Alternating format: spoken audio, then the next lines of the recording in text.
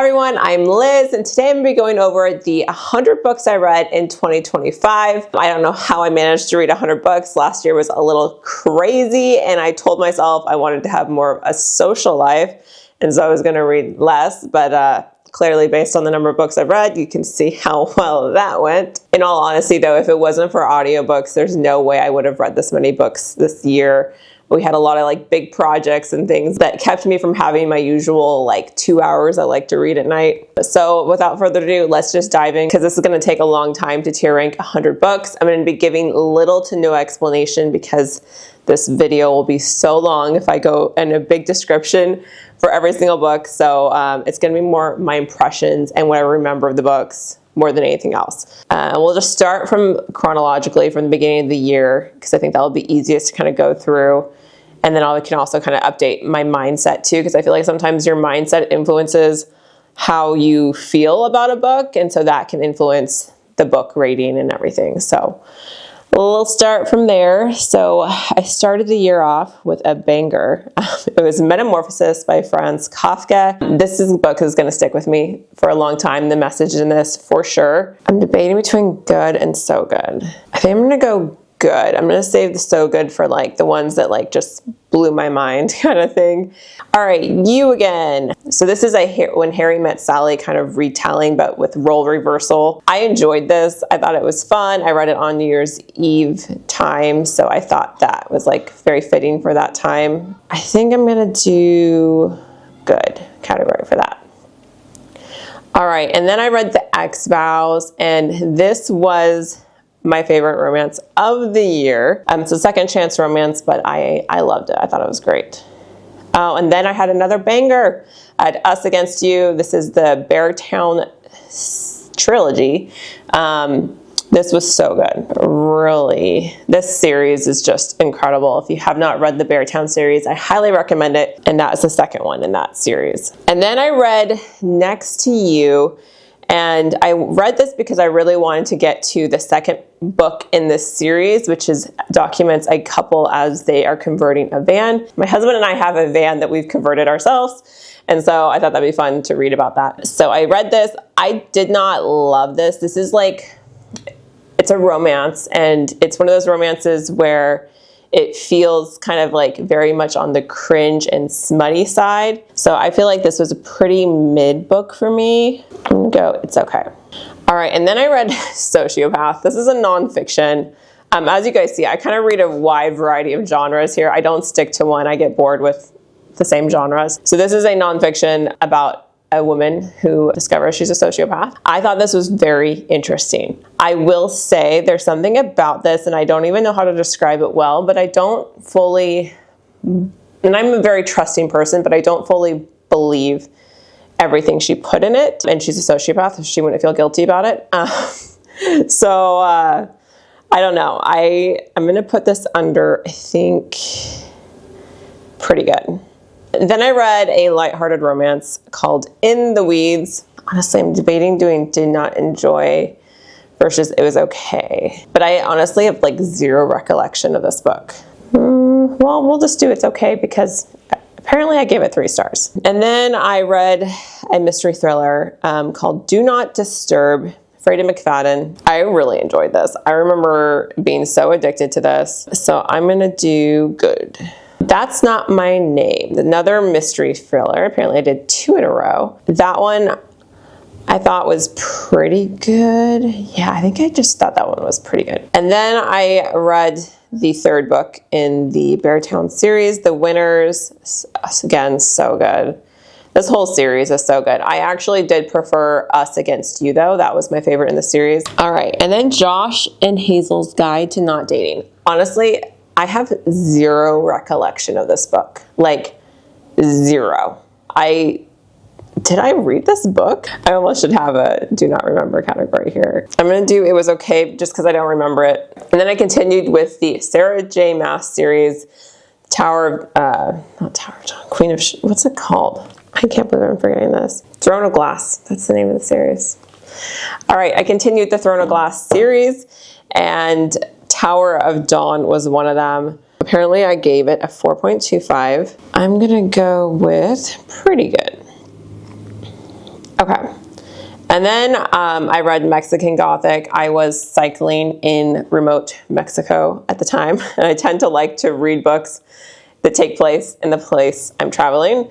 And my husband and I travel a lot. If you follow my Pursuing Mountains channel, you guys know that. So I wanted to read this. It is a horror book, which is not my usual genre, but I actually enjoyed this quite a bit. It is definitely it's very much like a mystery aspect. There's such Gothic vibes. A lot of the book takes place in an old house. It's like literally falling apart. I'm gonna go with good. And then I finished the series, the Throne of Glass series, with Kingdom of Ash. And honestly, this wasn't my favorite book in the series. I feel like there were just too many characters to follow, and it kept switching POVs, and sometimes I'd want to stay in one POV more. And so I struggled with it. I think I actually preferred them separated like they were in the previous two books, but I'm going to go with pretty good for that one. All right. And then I read The Favorites. This is a super popular book that is a kind of a modern retelling of Wuthering Heights using figure skaters. And I really enjoyed this. It was very addicting. I'm gonna put it under pretty good.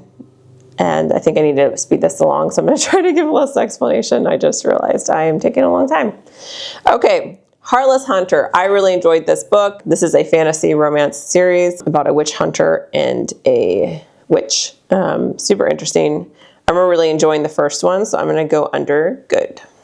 All right, and then I read Out of the Woods, and this is a husband and wife that decide to go on a backpacking, camping kind of wilderness retreat in order to kind of see if they can rekindle their love. I remember it just kind of lacking in plot and stuff, and so I'm just gonna go with it was okay.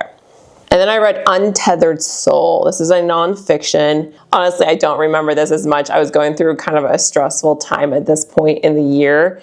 And I think I had started this before that stressful time. And so I was just trying to finish the book, but I don't think I absorbed it as well as I should have. But I do remember when I was reading it, I remember thinking of my grandma a lot and the advice she used to give me. So I always like books that are like that because I was very close with my grandma. So I remember it being good, but I don't feel like I absorbed it as well as I should have. So I'm gonna put it under good.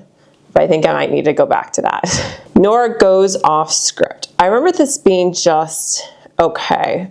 So to catch you guys up, for those that might care, my husband and I have spent most of the last, 5 or 6 years nomadic or semi-nomadic. And we went back to being nomadic around this point. We had to get out of our apartment really quick because we wanted to go back to being nomadic and living in our camper van, which meant we had to kind of fix a lot of things that happened with the camper van. We needed to finally complete the camper van.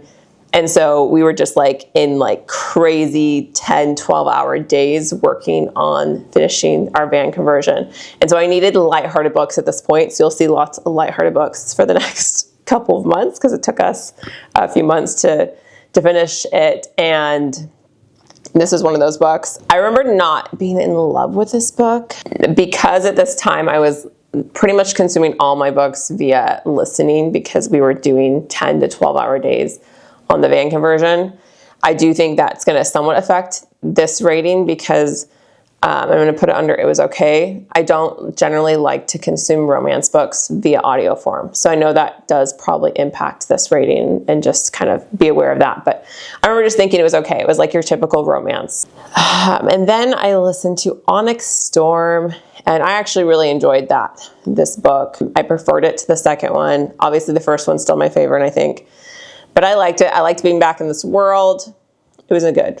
And then I, again, was continuing with the lighthearted theme of trying to frantically work on the van build. By the way, the reason I was able to listen to so much is my job on the van build was mostly the medial task that didn't require much brain power, at least for the reconversion.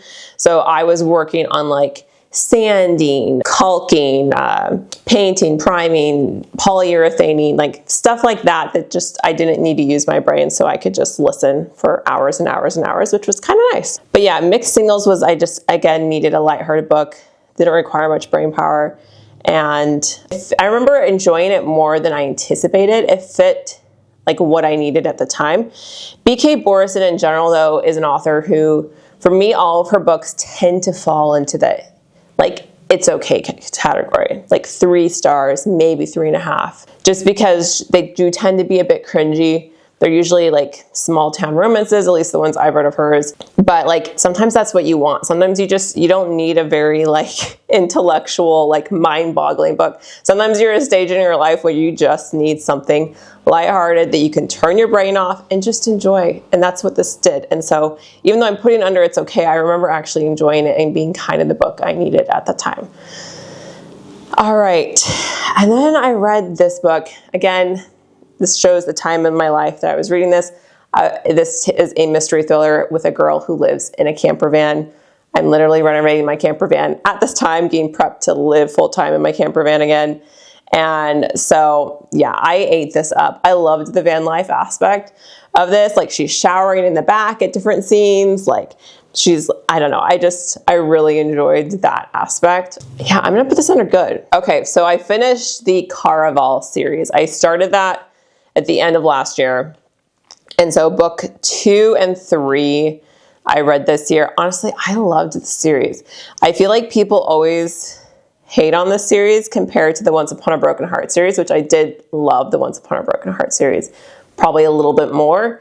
But I ate this up, this series. I loved it. I loved the like magical vibes, the like mystery aspect of it. I don't know, I ate it up. And then I read the second, and this is that Witch Hunter. This is the second part of the duology with the Heartless Hunter.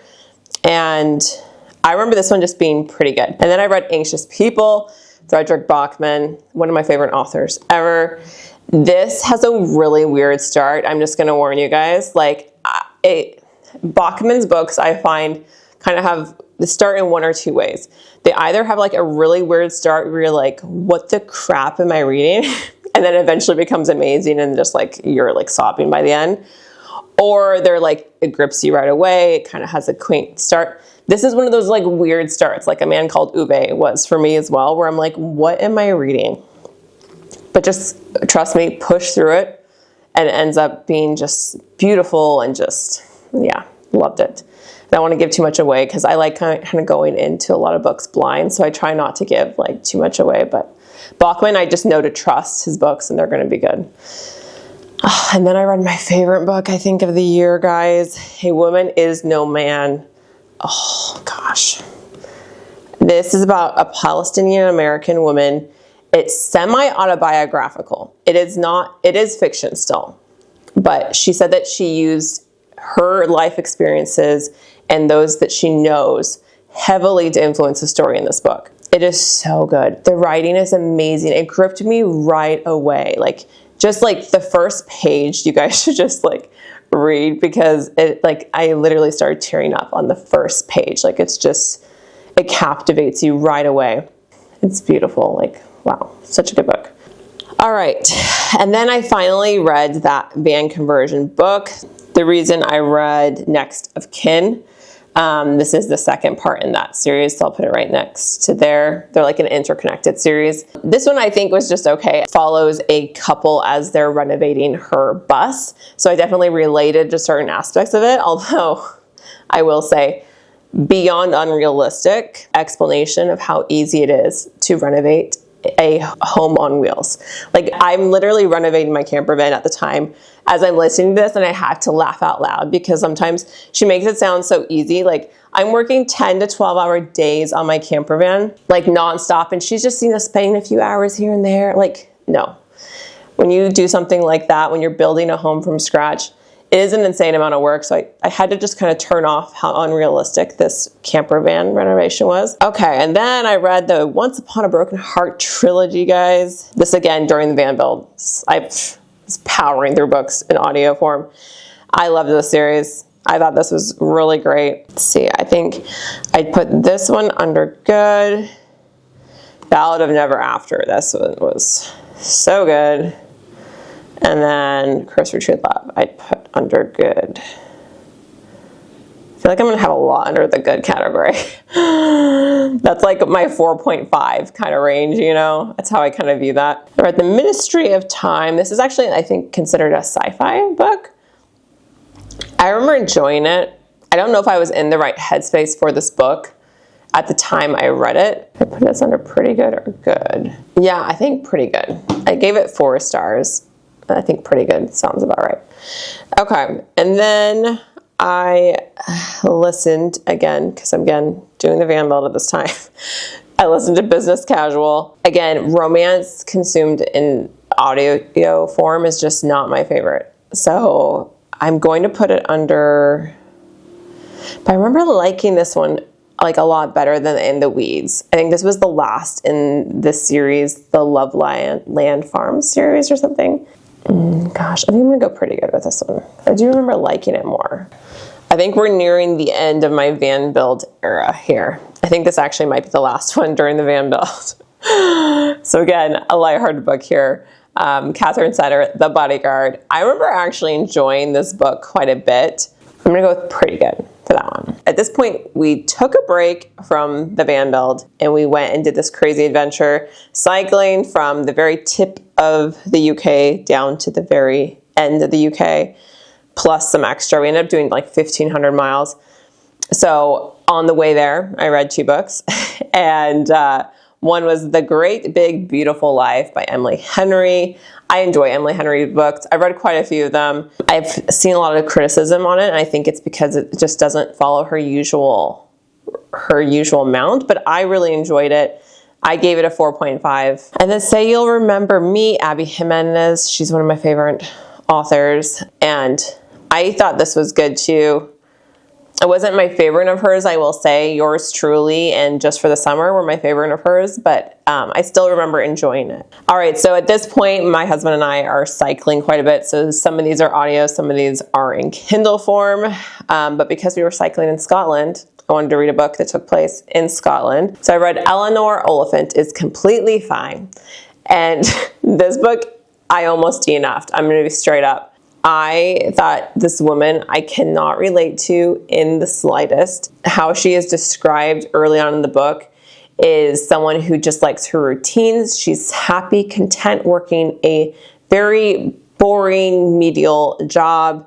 And she likes her routines and her patterns and her on-sale items at the certain grocery stores that she shops at every single day of the week. Like, if you could describe someone who's totally opposite of me, that's pretty much who she would be. So I really struggled with it because I'm like, am I going to relate to this character whatsoever? But then it gets really good. I end up being very like, yeah, you kind of go through her past and everything, and I end up really liking this. I'm going to put this under good. And it was just fun reading this while in Scotland too, because I like the grocery store she would mention, like we would go to on our bike ride. And so it was just, I feel like that really helped having the setting there. Like I knew which grocery store she was talking about. I knew which items she was talking about eating. So that was fun. Okay, and then I read another Catherine Sutter book. This is Hello Stranger. I remember really liking this book. It doesn't stand out to me as much as I feel like it should have. So I'm actually going to go down to the pretty good category because that feels more fitting. Okay, and then I read a nonfiction called Adult Children of Emotionally Immature Parents. And this is so good. If this is something that is at all relevant to you or someone you love, definitely recommend reading this. And then I read the Assistant to the Villain series. I put them all here together, although I did read these at separate times, but this is really good. My husband actually got me reading this, which is funny because it's a romantasy. However, it ends up being like equal parts comedy, I would say. So like if you were to take a diagram and divide it between like comedy, romance, and fantasy, this would be equal parts all of that, this series, I would say. It doesn't take itself very seriously. It's such a cute and it's uniquely written series. Like, I just really enjoyed this. Let's see, I think I'm gonna go under good. Okay. All right, and then I read Powerless by Elsie Silver. This is part of the Chestnut Spring series. I believe this is book number 3. I've kind of slowly been reading some of them when I just need something lighthearted that doesn't require much brain power. This one I liked, the like Friends, I think it was Friends to Lovers, if I recalled. The smut on her books is just so cringy. I just can't get through it, and it ruins a lot of the book for me. So I'm debating between did not enjoy and it's okay. The hard thing is that I remember really liking the tension in this book and the friends to lover aspect, because that is my favorite trope when it comes to romance books. So I'm going to do it was okay, but still wouldn't necessarily recommend unless you are okay with a quite intense smut. And then of course, Sunrise on the Reaping. This was really good. I'm going to put this under good because I don't feel like it was quite this category, but it was really good to me. Gosh, should I put it under that? No, I'm going to stick to here. And then I read Yellowface, and this one I believe Best Fiction last year or the year before, something like that. So I kind of went into it with fairly high expectations, but honestly I found the main character just so insufferable, and I know that was R.F. Kuang's, like, what she was trying to do. She was trying to describe an insufferable character, but I think by creating one who is just so extremely insufferable, it kind of ruined, to me, the message a little bit. I think it would have been more of a powerful, the message she was trying to convey in this book would have been more powerful if it was done more subtly with a character who maybe wasn't quite this dislikable. Gosh, I think I'm going to do did not enjoy, because I really didn't, even though some of the messages are okay. Should I do it was okay? I'm going to do it was okay, actually. I decided it's okay. But then I read one of my favorite books of the year after that, Shield of Sparrows. Oh my goodness, guys. This one, like, very much surprised me. I have never heard of this author before, and I just tried it because I saw that someone I follow really said good things about it. So I started listening to it while we're on the bike trip because we're having long hours on the bike. And it was so good that I was listening to it all day one day, and I had to go to the hotel and buy the book in Kindle form so I could continue reading it during my rest day, which was planned the next day, because I was like way too addicted to it and could not wait to continue the audiobook. So that's how you know a book is really good, when I'm listening to it all day and then I have to like buy the actual Kindle book to finish it. So this was incredible. I'm going to do this under so good. It's a romantasy, but it was done really well. Really enjoyed that. Okay, and then again, because I like to do themes and where I'm traveling, I read some of the Binding 13 series, because this takes place it's Ireland, but it was in the UK, I don't know. Close enough region, I decided. Cycling in Scotland and England, close enough. I enjoyed this series. I remember Binding 13 in particular, I thought was good. So I'm gonna do good for this one. And then Keeping 13, I remember not as enjoying as much. So I'm gonna do pretty good for that one. And then I listened to Attached, which is a nonfiction book about your attachment styles and how that impacts your relationship. I think this is one of my favorite nonfictions I read this year. So one thing that helps me decide whether or not I feel like a nonfiction is good is how often I end up talking about it with people in my life. Attached is one of those books I've talked about with so many people in my life because it impacts so much of your life, your relationships. So I'm anxiously attached. My husband also is. And now I can like notice when our attachment style is being triggered and stuff. And I don't know, I think it's just really helped me kind of understand, relationships. So I'm going to go under so good. Okay, I reread, this was a reread, my only reread of the year, Every Summer After by Carly Fortune. I wanted to do this because I had no recollection of the character who's in the newest book, One Golden Summer. So we'll just review these both at the same time. So I wanted to reread this to kind of remember Charlie. This book, upon reread, was not as enjoyable. So I'm going to put it under it's okay. It has great summer vibes on the lake, which is great. However, I really liked One Golden Summer, which is the book that follows the brother of the main character in Every Summer After. I thought this was really good. I'm going to put it under good.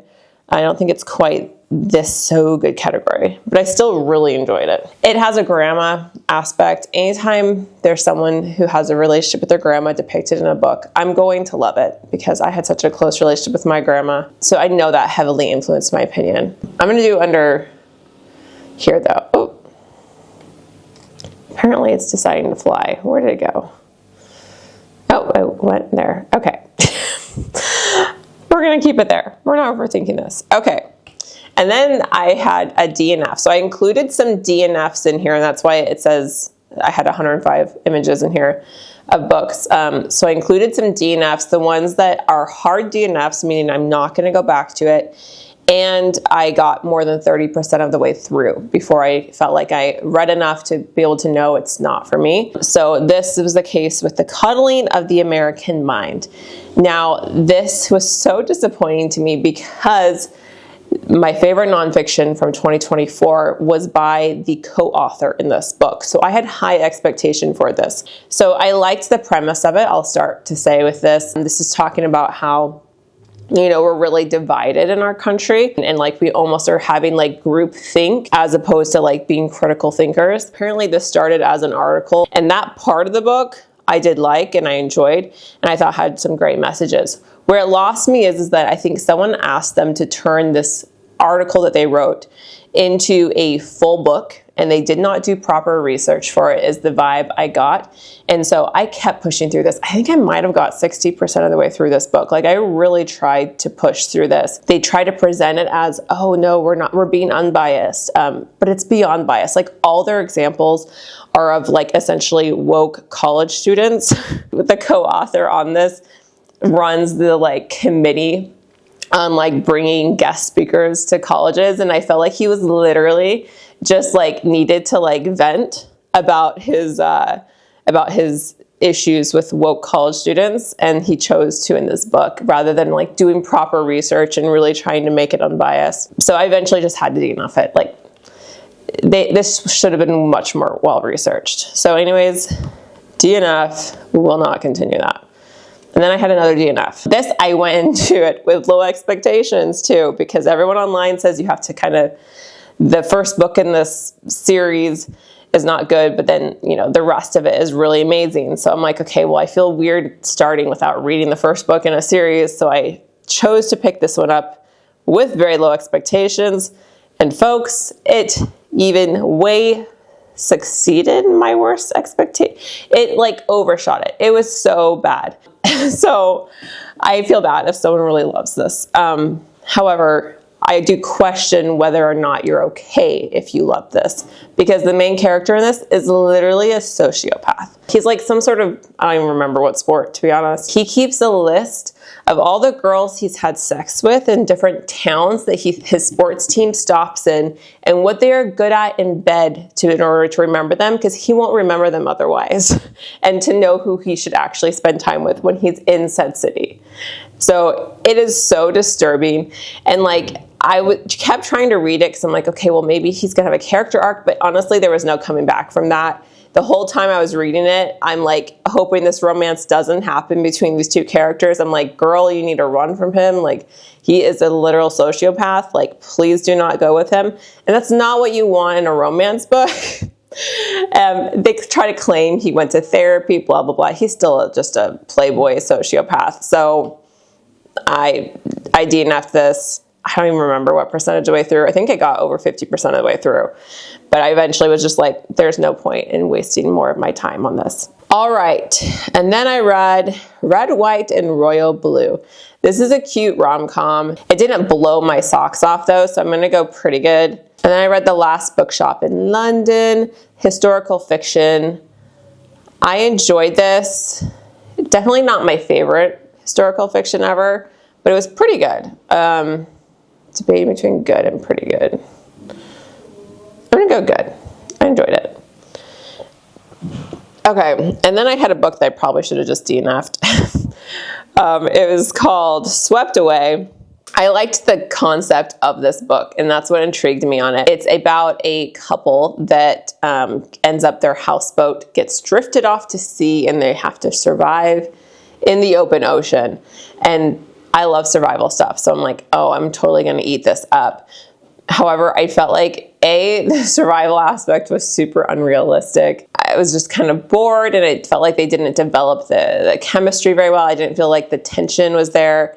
It just didn't feel very realistic either, so I don't know. I just remember also there were like lots of spelling errors. That's right. There was lots of like like it needed some serious editing. So I'm just gonna do not enjoy. I think I gave it like a 2.5 stars. So now at this point in the year, just timeline wise, to give you guys a background, we started like building the van again. We got back from our UK trip, finished that, and like had a few more weeks of work to do on the van. And so I'm listening to a lot of these next books that are coming up. So The Mountain Is You, I remember really enjoying. I remember not being in the right mental place though to take it in properly and implement some of the strategies it mentioned, because I'm literally spending all day working on the van.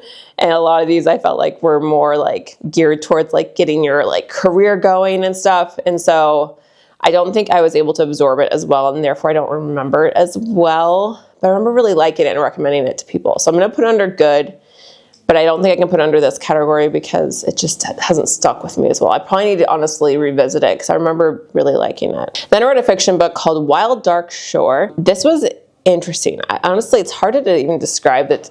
There's kind of a suspense aspect. It like built up a lot of tension, but I didn't feel like it wrapped it up properly. So I'm not gonna be able to give this a crazy high rating. I think I'm gonna go under pretty good because it was still intriguing. Like it takes place on this island in the middle of nowhere, which was an interesting concept, but just didn't feel like it was executed fully well. All right, so next I read The Let Them Theory by Mel Robbins.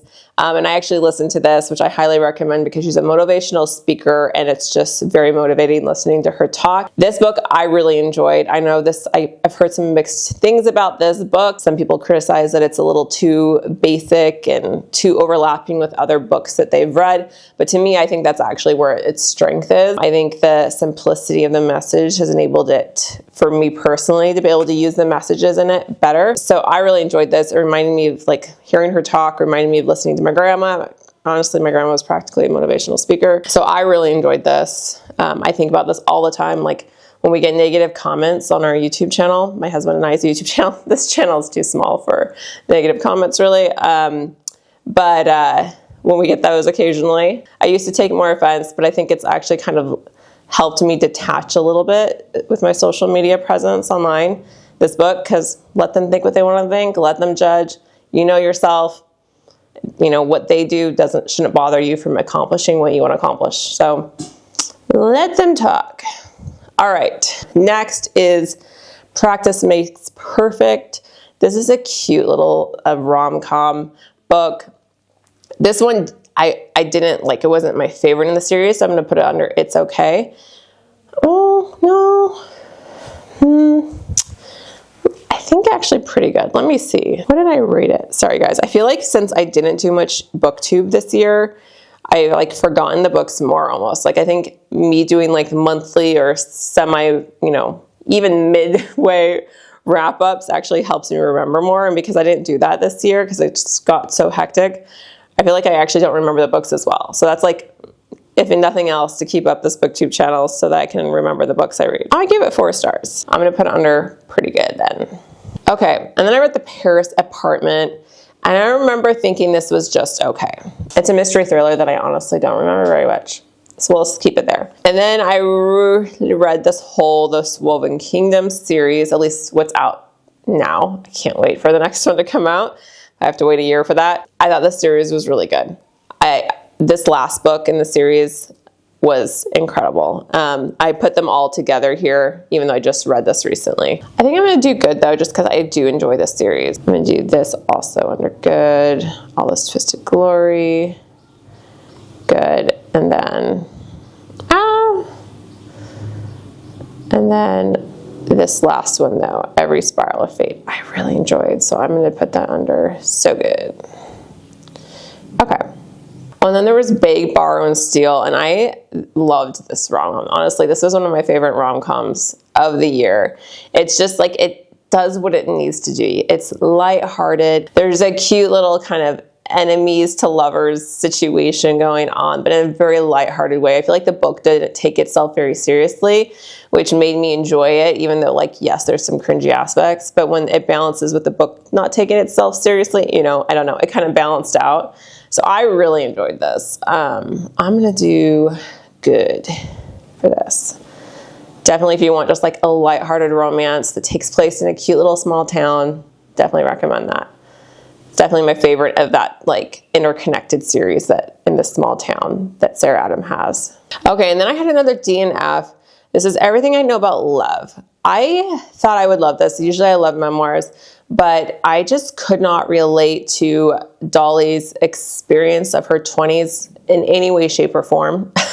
And usually I'm like okay with that, but for some reason I just could not, like when I couldn't connect to pretty much anything, it was hard for me to I guess form an attachment. And I kept trying to push through it, and I just eventually I'm like, I think this book is just not for me. There's no criticism on her writing or anything particularly about this book.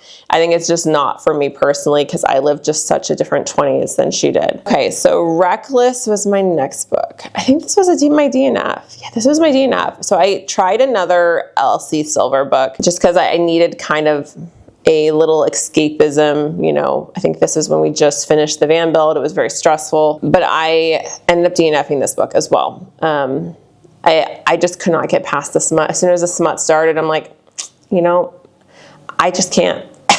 So I just DNF'd it. I wasn't too connected to the characters in this anyways. So I didn't really need to see how it was finished. I just was like, okay, I don't know what it is about Elsie Silver's smut that I can't read. It's so bad. And then I read It's a Love Story. I really like this author's writing. They're always like very deep usually. They're like technically romances, but there's like an equal part literary fiction kind of, I don't know, there's an equal part like contemporary fiction in there. I remember really enjoying this. It's like the characters were very real feeling. I'm gonna go under good. Okay. And then I read First Time Caller. This is another B.K. Morrison book, and I'm just gonna do It Was Okay. It wasn't my favorite. I feel like in general, B.K. Morrison tends to be in the, it was okay kind of category for me. All right. And then I read my actual favorite books from Ali Hazelwood, which I think is controversial. I think Ali Hazelwood is known for mostly her STEM romances, but she dived into like paranormal fantasy kind of realm here, and these are my favorite books of hers. This is a werewolf and vampire romances.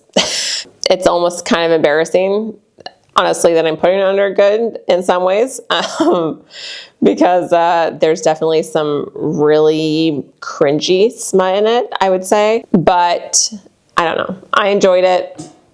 It is what it is. I'm not going to judge it too much. Okay. And then I read Atmosphere by Taylor Jenkins Reid. I really like Taylor Jenkins Reid. A lot of her books are always like high fours usually for me. And this was the same thing for this book. I loved it. I did feel like the pacing for this book was a little off for me. Like I loved the stories. I loved the characters, but the pacing felt like a very slow beginning.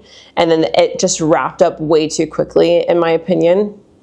I would have preferred a little bit more balance with the pacing. So I feel like I can't put it under the top category because of that. But the messages in this, the storyline, I really enjoyed. Wow, this good thing is getting quite full here. Okay, but then I read a book that is under did not enjoy. So this is the third book in the Bewitched series. And I really liked the first two books of the series. So I was really excited to read this book, but this should have been novella. Apparently the author had started writing this as a novella and then just made it into this crazy long book that was super boring. Based on what I read in the author note about it, I think she just got really interested in the history of a certain area and wanted to fuse that into this fantasy book. She just decided to write this big history on these groups of tribes of people, and it just ended up being really boring, and it should have been way shorter. Okay, and then I read a book called The 9-Month Contract. This one I'm going to do it. I think, gosh, it was okay. Yeah, I think it was okay. It actually does have a decent amount of depth, but the cringe and the smut factor kind of outweighs the goodness, if that makes sense. Okay, and then I read historical fiction, Before We Were Yours. I really liked this book. This documents the Tennessee Children's Home that actually would take children, apparently this is like what actually happened in our history, would take children from like poor like homes and then give them essentially to wealthy clients, which is wild, like stealing children from poor homes. And it had this like black market with them. The way this was told, I loved. I think it just had like, you saw the past and the present, and it was just so interesting. I don't want to give too much away, so definitely check that one out. Okay, and then I read The Night and the Moth. I feel like this is going to be controversial, but I think debating between it was okay and pretty good. I'm into it was okay. I just thought that the pacing wasn't quite right with this. Like, it almost crammed too much into the book, so it didn't go into depth enough with like the different challenges they had to overcome. And also just like part of the magic system in this was very cringe for me as someone who is almost drowned multiple times. Just to give you guys a heads up, her magic works by drowning. She has to drown herself, and then she gets her magic works.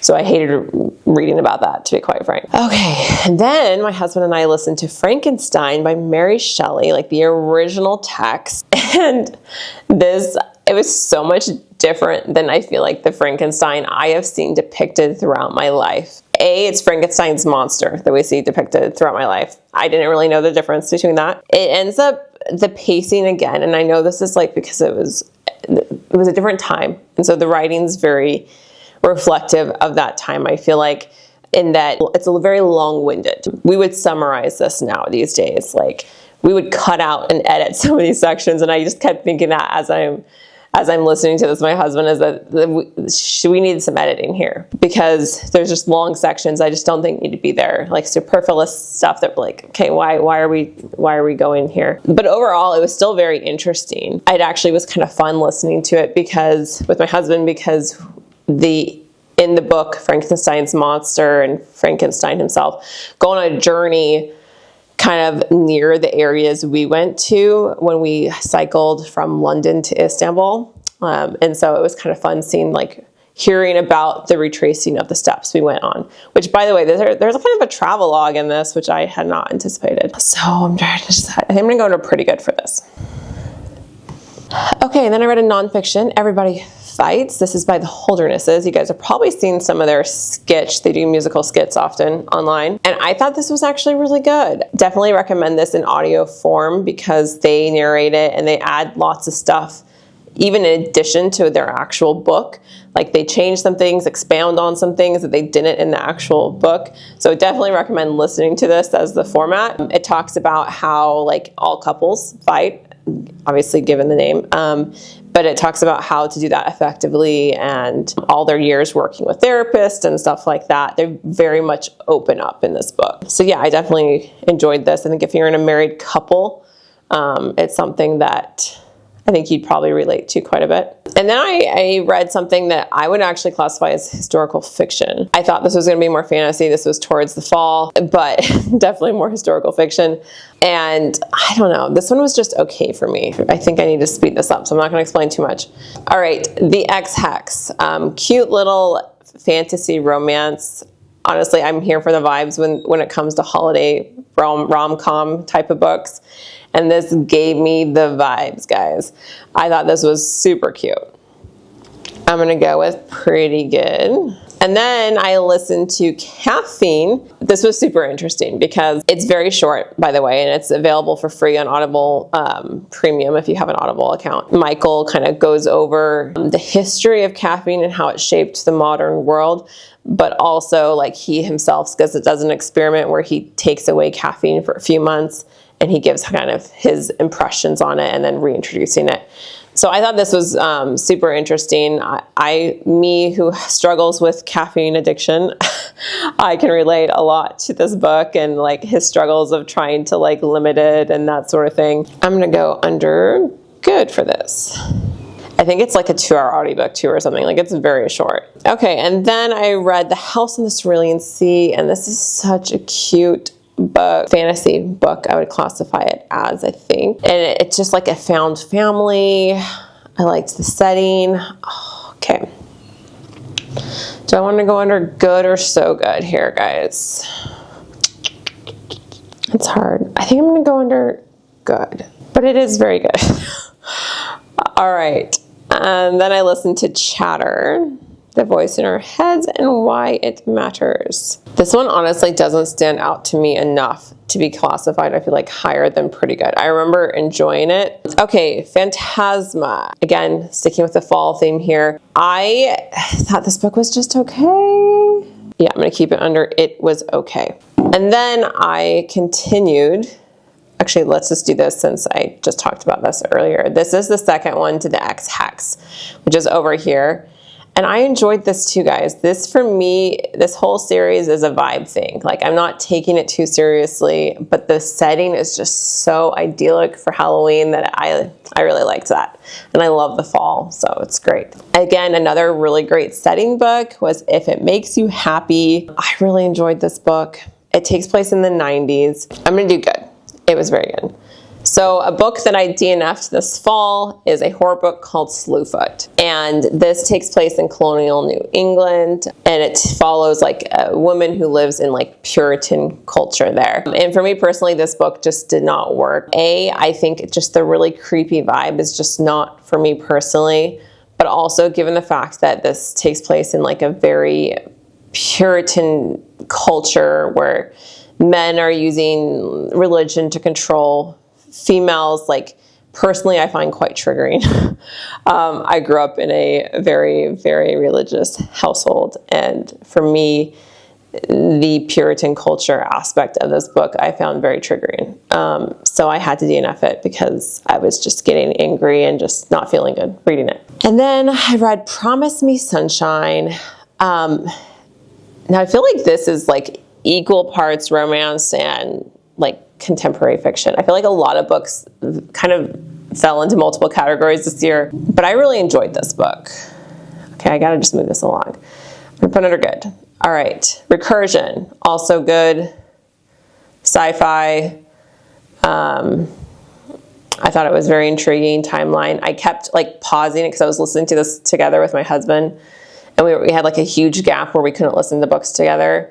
And so like, I don't think I could rate it as high as maybe it could have been if I had like listened to it in one place, because I found it a little bit confusing when we got back into it again. And then I read our first book as part of a little book club that I'm doing with some family and friends, and it was Kitchen Confidential, Anthony Bourdain's book. And for me, I'm going to put this under pretty good.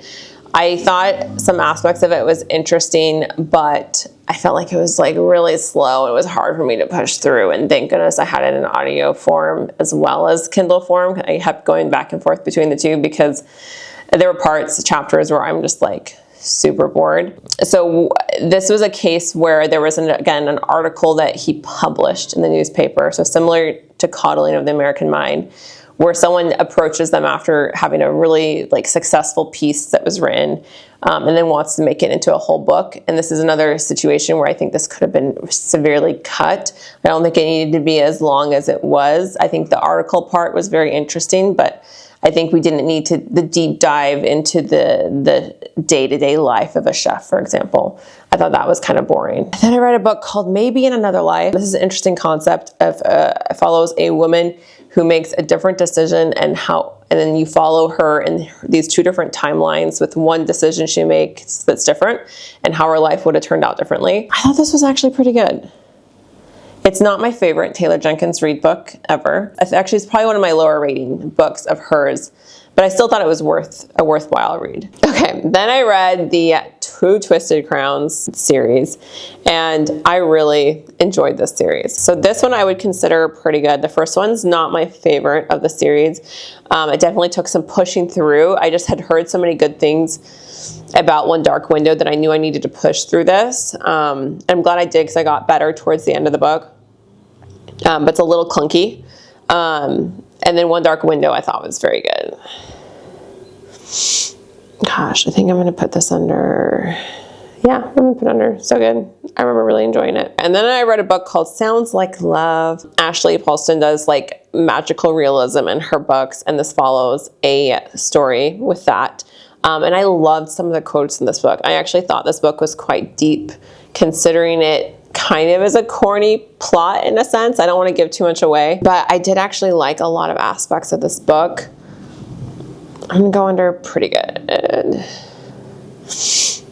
Okay, and then I read Metal Slinger, and I'm just gonna do It Was Okay. I thought some aspects of this was intriguing. I thought the twist at the end was kind of like jarring. So yeah, I'm just gonna do It Was Okay for that. Okay, we're near the end, guys. 9 more. Okay, then I read Left of Forever. I saw this on many people's favorites books. I definitely am a big consumer of booktube, and I just kept hearing people rave about this, so I was like, okay, I'm gonna try it out. However, I did not enjoy this book. I almost DNF'd it multiple times. And for me, it mostly had to do with, I just could not get over the fact, I guess I should give you the caveat, that this follows a second chance romance using a married couple that have been divorced for like 4 or 5 years. The author, I think, in order to try to develop the romance, tried to just brush over the divorce as a whole and almost act like they just kind of fell into divorce. Like it wasn't an active choice. And I think that actually, for me, I just couldn't get over that, because I'm like, okay, I've had so many people I know in my life who've been divorced, and it's always such an active choice, and it's so devastating and heartbreaking. It's never taken lightly. It's never something you're just like, oh, fallen into, suddenly I'm divorced. And so I just couldn't get over that fact. Like, I think what would have been much better for this is if they like really went in and showed why they got divorced, showed that time frame, how hard that was, and then did the much harder task of having to really develop the relationship later on. Like, that would have been much stronger. But for me, I couldn't get over that fact. So do not enjoy. So then I read a book called Slow Productivity, The Lost Art of Accomplishment Without Burnout.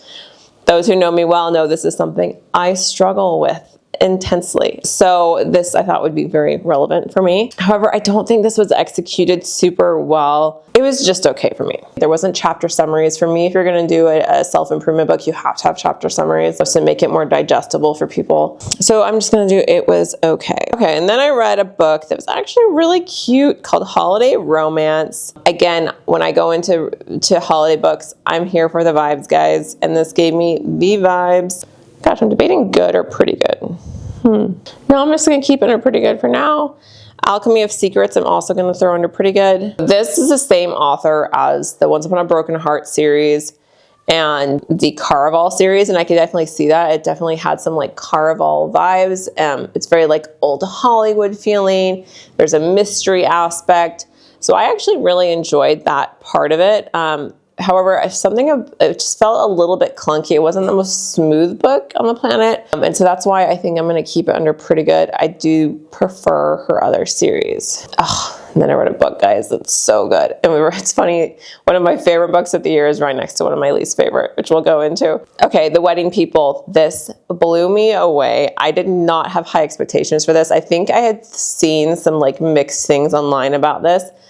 But the way this author is able to capture interpersonal dynamics, I think is absolutely brilliant. She also just does such a good job of describing that kind of like weird phase of like post-pandemic of like starting to interact with the world again. I just thought it was so good.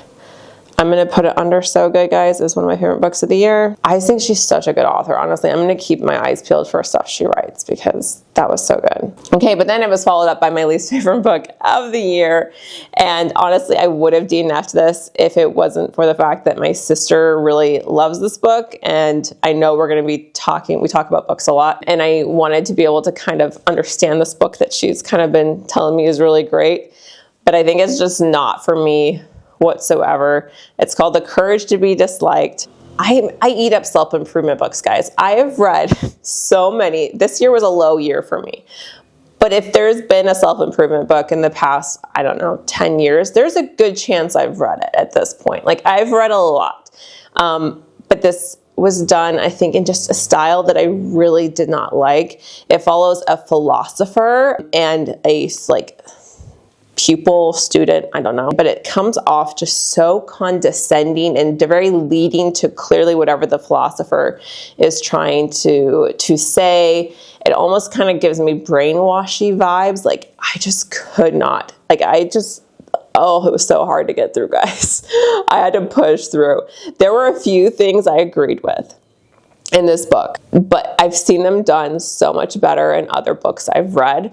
Like the courage to be disliked, that part of it is similar to like the let them theory, for example, and that like, who cares what people think? You got to do you kind of thing. So I did agree with certain sections of this, but I also feel like it was done just so poorly. He also argues something that I think is just not even healthy, which is like just essentially turning off your trauma.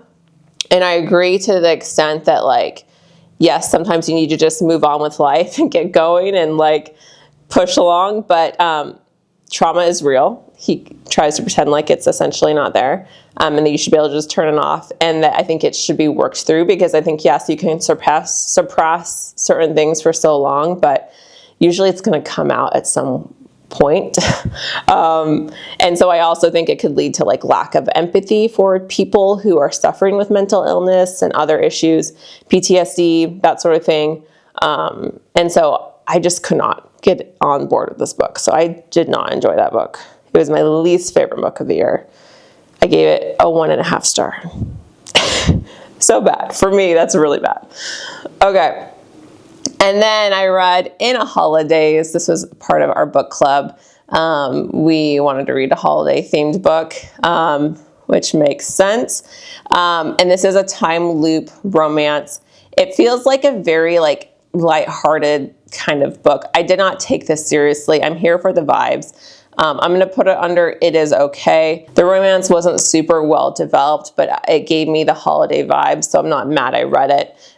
It just like wasn't like mind blowing, you know. And then I read The Bright Years. Gosh, I'm trying to decide. I think I'm going to put it under good.